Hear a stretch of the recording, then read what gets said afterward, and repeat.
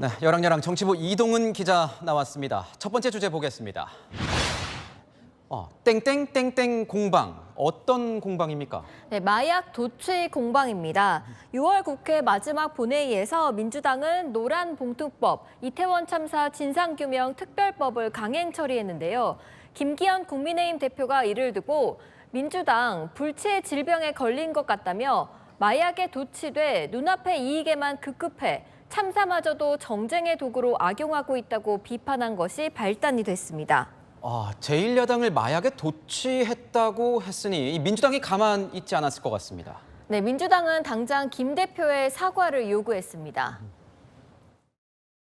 야당을 향해 마약에 도취됐다고 하는 게 도대체 여당 대표의 입에서 나올 말입니까?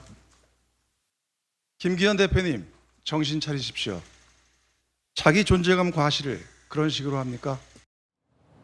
사과하지 않으면 김 대표를 국회 윤리위에 제소하는 것도 시사했는데요. 국민의힘은 할 말을 한 것이라며 사과는 민주당이 해야 한다고 맞섰습니다. 그런데 이 마약 도취, 정신 차려라. 양측 모두 발언이 정말 거칩니다. 네, 그렇습니다. 양당 대변인단에서 오가는 논평 역시 날이 서 있는데요.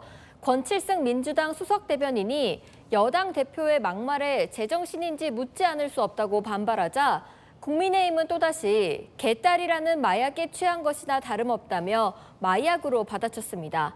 안 그래도 초여름 무더위에 숨이 턱턱 막히는데 여야 정치권의 소모적인 말싸움은 국민들의 불쾌지수만 높일 뿐입니다. 네, 다음 주제 보겠습니다. 네.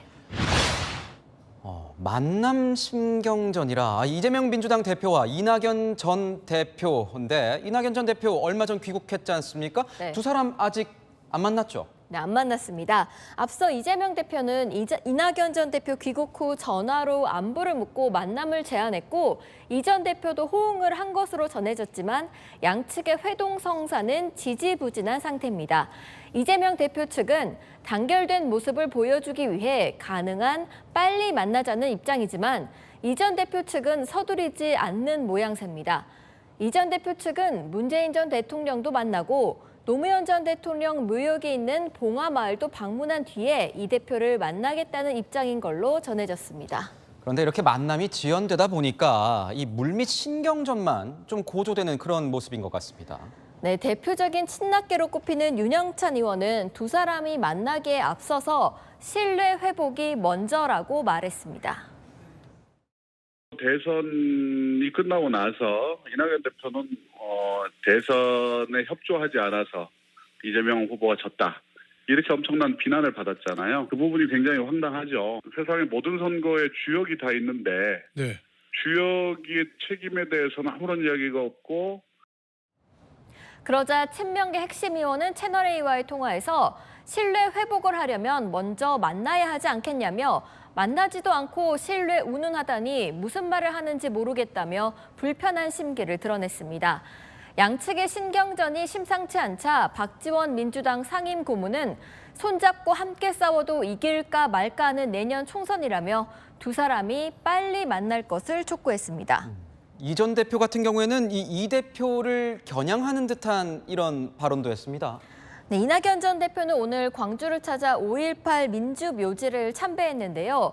현 정부를 비판하면서도 민주당이 많이 미흡하다. 민주당 혁신의 핵심은 도덕성 회복과 당내 민주주의 활성화라고 지적했습니다.